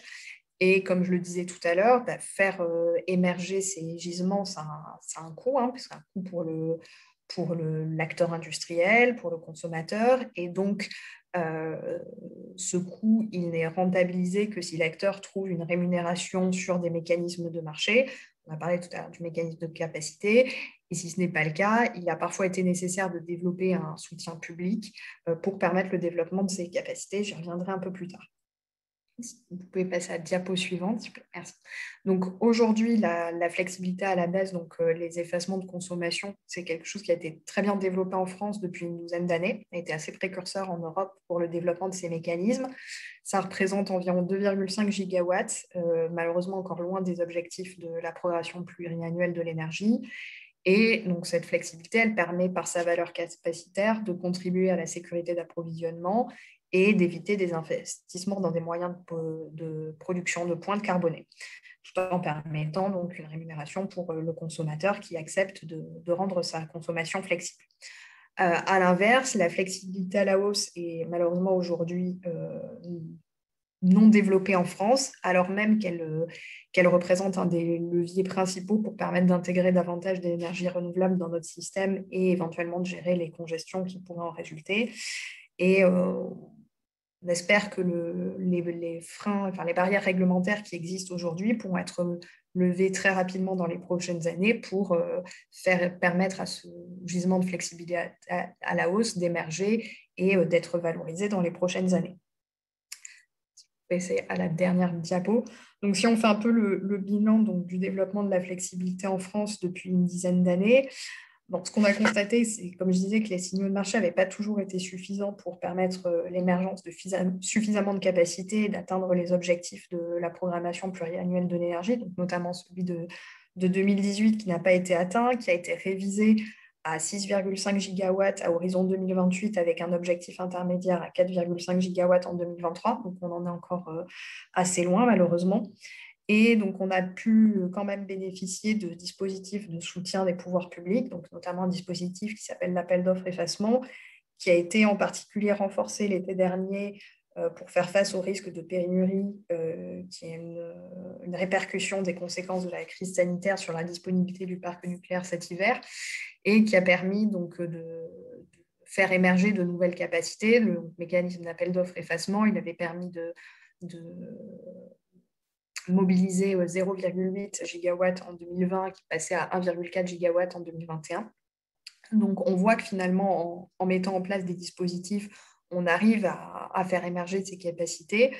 Il y aura sans doute une question autour de la prolongation de ces dispositifs et du soutien dans la durée, puisque ces dispositifs étaient initialement conçus pour des durées relativement courtes, 4 à 6 ans suivant le type de site. Et surtout, comme je disais tout à l'heure, il existe aujourd'hui encore un certain nombre de barrières réglementaires pour permettre de mettre en concurrence la flexibilité de la consommation suivant des règles équitables au même type que les moyens de production conventionnels, et surtout permettre, comme je le disais, le développement de la flexibilité à la hausse. Et ça, je pense que ce sera un besoin pour notre système, quel que soit le futur mix énergétique, puisqu'on voit déjà aujourd'hui à quel point on a eu besoin de ce type de solution pour moduler la consommation dans le cadre du passage des pointes de cet hiver 2020-2021. Voilà, j'ai fait un peu plus court pour permettre de garder du temps pour les questions. Et je vous en remercie beaucoup de cette présentation. Alors, je vais départager mon écran. Hop. Voilà, comme ça on va pouvoir retrouver tout le monde. Merci à vous trois de ces présentations. Alors, c'est très riche hein, parce qu'on aborde des sujets complexes avec beaucoup d'éléments. On a reçu énormément de contributions écrites, là, près de 180. Alors, en back-office, Stéphane Châtelain, Stéphane Bourgeois, Stéphanie Cléré ont tous regardé ça pour voir quelles questions on pouvait prendre. Alors, je vais en donner quelques-unes. Et si les intervenants sont d'accord, comme on a encore pas mal de participants, je vous propose qu'on déborde un tout petit peu notre timing de 14 heures. Alors, une question très générale sur laquelle peut-être Marc Jedliska, tu pourras apporter une réponse rapide, parce qu'elle est plus globale, évidemment, on la retrouve à chaque fois dans le débat sur les énergies renouvelables. Pourquoi finalement faire appel à des ENR puisqu'on a déjà un mix électrique, une production électrique très décarbonée, et notamment à quoi ça sert de brûler du méthane si c'est pour reproduire du CO2 dans l'atmosphère. Voilà, alors, bon, une question assez classique, peut-être une réponse rapide, si tu peux. Alors très rapidement, le nucléaire ne répond pas à la définition de développement soutenable. Et je me réfère pour ça au sens des objectifs de développement durable de l'ONU qui ont été adoptés quelques semaines avant la COP 21 de Paris en 2015. Il est très mal noté en fait par les travaux du GIEC pour tout un tas de raisons. Alors effectivement, il émet peu de CO2. Deuxièmement, j'ai montré sur la courbe des prix des coûts de production qu'il augmentait et il va augmenter de plus en plus inéluctablement, que ce soit le nucléaire existant ou le nucléaire nouveau. Hein. D'ailleurs, les tarifs d'achat que demande EDF en Angleterre sont là pour le prouver. Et donc, on va dire que c'est beaucoup d'embêtements pour des solutions qui ne sont pas pérennes ni durables. Donc, les renouvelables sont mieux positionnés à la fois sur les coûts, à la fois sur les risques, et puis aussi sur la décentralisation. Hein, c'est appropriable par les collectivités locales. Et puis, le gazieux aussi est décarboné. Alors, c'est un peu plus difficile à comprendre parce qu'effectivement, quand on brûle du power to gas ou du biométhane, il y a émission de CO2, mais ce CO2, et ça a été mis dans la présentation de Monsieur Chambon, il est d'origine biogénique. C'est-à-dire qu'il vient des végétaux et la combustion émet ce CO2, mais ce CO2 va être capté à nouveau par des végétaux. L'objectif est de ne pas augmenter le taux de CO2 dans l'atmosphère, mais il y aura de toute façon du CO2 dans l'atmosphère. Le fait même de respirer, on émet du CO2. Donc c'est la vie. Donc le sujet n'est pas zéro CO2 dans l'atmosphère, c'est zéro CO2 d'origine fossile, donc qui vient du sous-sol. Là, on est sur des cycles biogéniques à court terme qui font que ça contribue à la neutralité carbone. Merci pour cette réponse claire. C'est sûr que les enjeux de la biomasse ne sont pas toujours évidents à définir. Il y a beaucoup de discussions à ce sujet. Et puis, il faut rappeler aussi qu'avec le biométhane, le biogaz, la méthanisation, on capte des déchets qui, de toute manière, émettent du méthane et qui, lui, est un gaz à effet de serre qu'il vaut mieux capter rapidement. Je continue avec les questions te concernant Marc. Il y en avait une sur le grid forming. Je lis la question. Sauf erreur de ma part, le grid forming n'agit que sur la tension du réseau et pas sur la fréquence. Est-ce qu'il faudrait donc une autre source de réglage pour la fréquence? Non, ça agit sur tous les paramètres. Hein. En fait, c'est une question de contrôle-commande. L'électronique de puissance, c'est la technologie qui a permis l'apparition des onduleurs. Et en fait, on pilote par programmation, j'ai envie de dire, tous les paramètres, que ce soit les harmoniques, la tension, la fréquence, enfin voilà, le réactif, hein, tout un tas d'autres paramètres que je n'ai pas évoqués parce que je ne veux pas être trop technique, mais non, c'est exactement le contraire. C'est-à-dire que l'électronique de puissance permet de piloter de A à Z la totalité des caractéristiques du courant électrique. Merci. Alors, je continue. Monsieur Chambon, alors, il y a eu pas mal de questions autour de l'hydrogène là, parmi les participants, avec son caractère potentiellement plus explosif, ou éventuellement les questions de fuite dans les stockages de gaz souterrains. Voilà, alors grosso modo, je sais pas, vous avez déjà un peu abordé, mais comment on aborde un peu cette question environnementale et de sécurité sur le stockage, notamment de l'hydrogène? Oui, en fait, on l'aborde justement par des expérimentations. Alors déjà, le stockage d'hydrogène massif existe dans les cavités salines et a démontré cette absence de fuite. Premier point. Deuxième point, vous avez noté dans les expérimentations que l'on mène, en fait, on est des professionnels depuis plus de 60 ans de cette sécurité et donc on veut utiliser toutes les compétences des personnes qui ont développé la sécurité activités liées au gaz naturel sur ces sujets d'hydrogène, avec par exemple un service d'inspection reconnu chez nous qui est complètement en phase avec tous ces enjeux de sécurité et travaille sur ces enjeux de sécurité. Vous aurez noté aussi que, par exemple, un de nos partenaires sur l'expérimentation de cyclage que nous allons faire à Étré et l'INERIS qui travaille aussi à écrire toute la réglementation qu'il s'agira de créer pour pouvoir bénéficier de ce type de sécurité, puisque notre enjeu, comme nous le faisons actuellement avec le gaz naturel, c'est vraiment d'exploiter nos installations en toute sécurité. Donc, je dirais que la gestion de la sécurité est vraiment une préoccupation que l'on a déjà démontrée au quotidien dans le passé et qu'on souhaite faire bénéficier à ces nouveaux vecteurs énergétiques, notamment l'hydrogène. D'accord, merci. Alors, peut-être une précision aussi vous concernant, Monsieur Chambon, parce que sur votre carte, il y avait, si j'ose dire, un gros trou dans le sud-ouest.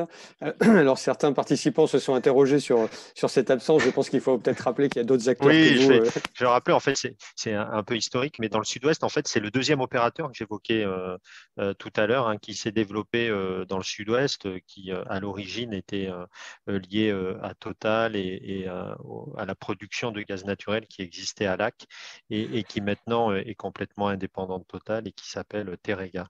Et donc, sur les 130 TWh qu'évoquait Marc en introduction de ce webinaire, 100 TWh sont réalisés par Storengy et 30 TWh par ce second et qui est localisé dans le sud-ouest en effet et qui exploite deux sites aquifères.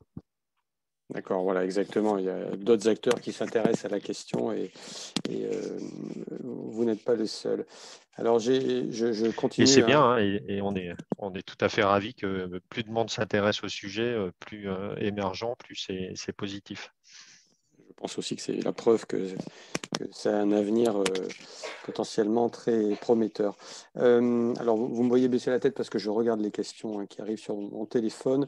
J'ai une question pour vous, Marie Montigny, notamment sur le fait que l'étude de l'ADEME sur les scénarios 100% renouvelables présentait des hypothèses fortes d'effacement. La personne demande si on a des retours d'expérience sur les niveaux d'acceptabilité de cet effacement. Je ne sais pas si... Oui, alors c'est une question assez large, puis je pense qu'il faut vraiment dans ce cas-là bien distinguer les différentes filières d'effacement. Alors moi j'ai beaucoup parlé donc de l'effacement dans l'industrie et dans le tertiaire. Après il y a tout un volet qui concerne l'effacement plutôt dans le secteur résidentiel où l'acceptabilité n'est pas forcément la même. Mais effectivement on a l'habitude en général dans ce type de travaux de distinguer ce qui relève du gisement technique, donc ce qui est ce que vous pouvez vraiment effacer, piloter, et puis le gisement qui est, on va dire, économique et qui prend en compte à la fois le coût du renoncement à votre consommation, le coût de l'arrêt de vos équipements, vos attentes en termes de rémunération, parce que vous pouvez avoir soit une perte de confort, soit une perte de chiffre d'affaires si par exemple vous deviez produire sur votre ligne de production et que vous devez renoncer à cette production. Et donc en général, ce qu'on dit, c'est que le gisement économique, quand on prend en compte à la fois ces contraintes en termes d'acceptabilité, que ce soit pour des questions de confort ou les contraintes économiques en termes de coût d'arrêt, d'attente de rémunération, il est forcément plus faible que le gisement technique. Mais ceci étant, dans tout ce qui est objectif de la programmation pluriannuelle de l'énergie et identification des gisements, alors notamment je pense aux travaux qui ont été faits donc pour le bilan prévisionnel à horizon 2050, ces aspects-là sont bien pris en compte et montrent quand même la possibilité de faire émerger des gisements qui sont significatifs. Et j'ajouterais même aussi que ces travaux-là, ils prennent en compte tous les aspects liés au fait que quand il y a des travaux d'efficacité énergétique et qu'une filière devient plus performante dans sa consommation d'énergie, ça diminue sa consommation. Donc ça, c'est très bien, c'est le volet consommer moins dont on parlait tout à l'heure. Mais du coup, mécaniquement, ça diminue aussi son gisement de flexibilité. Donc, il Après, tous ces travaux, enfin, tous ces aspects-là ont bien été intégrés dans le cadre de ces travaux et permettent quand même de tabler sur des gisements dans les différentes filières. Alors, par exemple, pour l'industrie, en termes de ce qu'on appelle les activations longues, hein, on est sur un gisement qui est entre, on va dire, 3 et 5 gigawatts dans le scénario médian. Donc, ce n'est pas le scénario le plus optimiste, mais ça représente quand même des volumes considérables et qui doivent être mobilisés pour permettre d'accomplir notre transition énergétique. D'accord, merci beaucoup. Alors, on a eu beaucoup de questions globalement, en général, sur les énergies renouvelables, sur l'empreinte au sol du photovoltaïque, des choses comme ça. Vous aurez vu dans la discussion pour tous les participants des liens vers le site Décrypter l'énergie où ces questions ont trouvé des réponses. Voilà, n'hésitez pas à le consulter. Peut-être encore une question, alors soit pour Marc Jedliska, soit pour Pierre Chambon, peut-être vous deux. Il y a des questions sur un peu sur le rendement du power to gas. Alors, il y a des questions sur la méthanation en tant que telle. Est-ce que c'est une technologie dont les rendements sont suffisamment bons? Et puis peut-être, mais vous l'avez un peu abordé, Monsieur Chambon, sur les pertes aussi au niveau du stockage. Voilà. Sur le rendement de la méthanation, il faut ajouter, il y a le rendement de l'électrolyse d'abord, donc pour faire de l'hydrogène, puis après pour faire de la méthanation. Globalement, si le rendement global en térawattheure de gaz à la sortie, il est de l'ordre de 60%. Et il peut monter à 80% si on récupère la chaleur ou par exemple l'oxygène, alors qui n'est pas un vecteur énergétique, mais qui est un sous-produit d'électrolyse qui peut être valorisé. Donc on atteint des rendements relativement élevés dans certaines conditions. Après, c'est quand on revient au système électrique, c'est-à-dire que si on se sert de ce gaz comme secours pour le système électrique, évidemment, là, on retombe sur le rendement de Carnot, le 35%. Donc, on a des rendements qui sont beaucoup moins bons, de l'ordre de 40%, mais qui néanmoins ont une valeur économique et systémique très importante. Et de toute façon, ce n'est pas émetteur de gaz à effet de serre, même si ça émet du CO2 à la combustion, encore une fois, ça n'ajoute pas des gaz à effet de serre dans l'atmosphère. Donc, on peut se permettre un rendement un peu moins bon pour en contrepartie rendre des services au système énergétique et électrique en particulier qui sont incommensurables en termes de coûts. C'est-à-dire que l'écroulement d'un système électrique, c'est un coût énorme pour la société. D'accord, merci. Monsieur Chambon, est-ce que vous voulez compléter? Oui, je veux bien compléter justement exactement sur ce que disait Marc en fin d'intervention.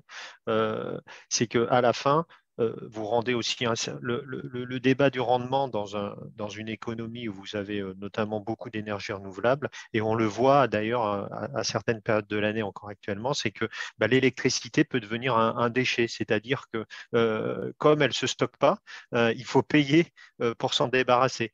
Et donc, la possibilité de la transformer dans un vecteur qui soit capable d'être stocké massivement, ça a aussi un intérêt, entre guillemets, je dirais, quel que soit le rendement. De toute façon, tant que vous pouvez, quand vous avez une surproduction à un moment donné, déjà avec la problématique d'équilibre des réseaux, c'est déjà un sujet, mais de l'autre côté, avec les problèmes que ça peut poser quand vous avez des productions fatales où vous n'avez pas le choix, par exemple, je prends du fil de l'eau hydroélectrique, ça peut avoir toute une valeur de pouvoir stocker, même si vous dégradez un rendement énergétique. D'accord, merci beaucoup.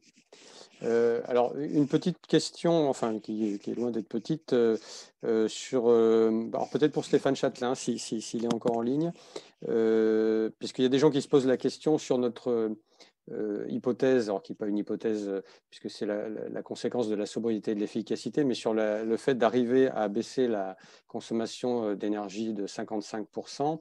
Voilà, comment on peut faire de la sobriété une clé de voûte dès lors qu'on est dans un monde de surconsommation. Et du coup, une question un peu corollaire, est-ce que toutes ces technologies d'électronique de puissance, enfin voilà, de tout ce dont on vient de parler, qui viennent se rajouter aux technologies existantes, est-ce que finalement tout ça c'est compatible avec cet esprit de sobriété de low-tech? Alors, je laisserai peut-être la deuxième partie de la question à Marc, qui connaît mieux que moi les sujets électroniques de puissance. Sur les questions de sobriété et d'efficacité, comment on peut atteindre ça Effectivement, on n'est pas aujourd'hui dans une France qui voit année après année ses consommations d'énergie se réduire. On est plutôt sur une stabilité des consommations d'énergie, que ce soit uniquement sur le vecteur électrique ou que ce soit sur l'ensemble des consommations. Donc demain, il faut qu'on arrive effectivement à réduire ces consommations par ces leviers de sobriété et d'efficacité.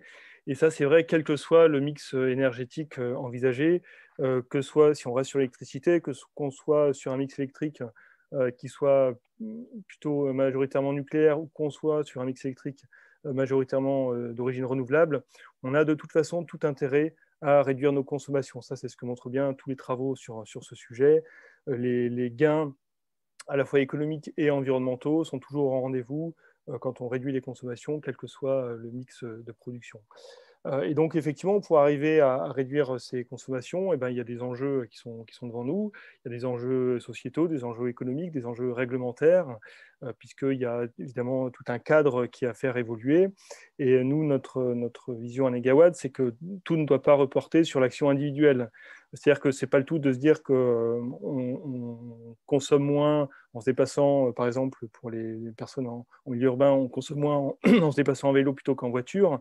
Encore faut-il qu'il y ait les infrastructures adaptées pour permettre ces déplacements en vélo. Et donc, c'est aussi à la collectivité de mettre en place des pistes cyclables, de mettre en place des stationnements de vélos pour que demain, les citoyens puissent passer de la voiture au vélo pour les déplacements pour lesquels on peut le faire. Évidemment, on ne peut pas passer sur le vélo sur tous les déplacements. Voilà, c'est juste un exemple pour montrer qu'il y a une action individuelle, évidemment, qui a imaginé, mais il y a aussi et avant tout une action de la collectivité pour permettre ce basculement. De la même manière, quand vous voyez dans les couloirs du métro sans cesse des publicités pour l'aérien ou pour des véhicules polluants, clairement, ça ne va pas inciter les consommateurs à aller vers des comportements plus vertueux. Donc, c'est aussi ce mécanisme, enfin, toutes ces réglementations sur la publicité qui sont à mettre en œuvre pour que dans l'imaginaire collectif aussi, il y a des évolutions. Et donc, ça rejoint aussi toute la question de l'accompagnement au changement, comment on rend possible ces évolutions comportementales pour permettre ces réductions de consommation. Donc ça, c'est sur le levier sobriété, avec quand même des retours d'expérience qui nous montrent que quand on met les conditions en place, on arrive à réduire les consommations. Et puis après, il y a tout le levier efficacité énergétique dans les différents secteurs. C'est particulièrement vrai dans le secteur du bâtiment, où là, les solutions techniques, elles existent. Isoler de manière performante un bâtiment, on sait faire. Il y a des gens dans Negawatt qui ont fait les rénovations les plus performantes de France, voire d'Europe, sur des bâtiments résidentiels comme tertiaires. Donc voilà, ça, on sait faire à des coûts maîtrisés. On a plein de retours d'expérience là-dessus. Même des ménages modestes, voire très modestes, arrivent à faire des rénovations performantes quand on mobilise correctement les outils financiers. Par contre, il y a effectivement un travail déjà d'accompagnement des ménages qui est à réaliser, de formation de l'ensemble de la profession, et puis d'évolution aussi des réglementations pour aller progressivement vers une obligation de rénovation quand c'est possible techniquement et financièrement. Donc voilà, encore une fois, c'est un exemple, je ne peux pas traiter l'ensemble des leviers, mais il y a plein de mécanismes qui ont déjà été testés sur le terrain et qui permettent de réduire massivement les consommations d'énergie. Et donc, les hypothèses qu'on fait dans le scénario Negawatt, ce n'est pas des vues d'esprit en se disant, tiens, ça serait bien de réduire par deux la consommation. On va vraiment détailler usage par usage. On a plusieurs centaines d'usages détaillés dans le scénario. Et pour chacun d'entre eux, on regarde comment, au vu des retours d'expérience, on peut imaginer des réductions de consommation d'énergie. Très bien, merci pour ce descriptif un peu large. Alors, le temps a bien passé. Je pense que je vais clore ce webinaire par respect aussi pour nos intervenants qui avaient calé ça dans leur planning. Donc, je vais d'abord remercier tous les participants qui étaient fort nombreux, avec beaucoup de questionnements. Vous aurez l'occasion de revoir cette vidéo en replay si besoin. Et puis, on verra si on peut se refaire l'écho de certaines réponses aux questions d'une autre manière. Je remercie nos trois participants pour leur présentation très complète. Voilà, j'espère qu'on aura l'occasion de rééchanger ensemble. J'en profite également pour remercier ceux qui étaient en coulisses, Stéphane Bourgeois et Stéphanie Clairé, qui ont permis de faire vivre ce webinaire. Et puis, donc, comme vous l'avez compris, si vous voulez relire et comprendre ce qu'il y avait derrière ce sujet, vous pourrez Alors, je vous repartage mon écran une fois de plus. Vous pourrez vous orienter vers le site Décrypter l'énergie qui traite le sujet. Et puis, pour finir cette petite conclusion rapide, ben voilà, ça ne marche pas, mais c'est ça. Vous pouvez contribuer au financement participatif qui est en cours actuellement jusqu'au 20 avril. Voilà, si vous souhaitez soutenir l'indépendance de Négawatt, nos travaux de prospective pour le prochain scénario, nos actions, les outils qui nous servent à rendre plus concrète cette transition énergétique, n'hésitez pas à faire un don défiscalisé.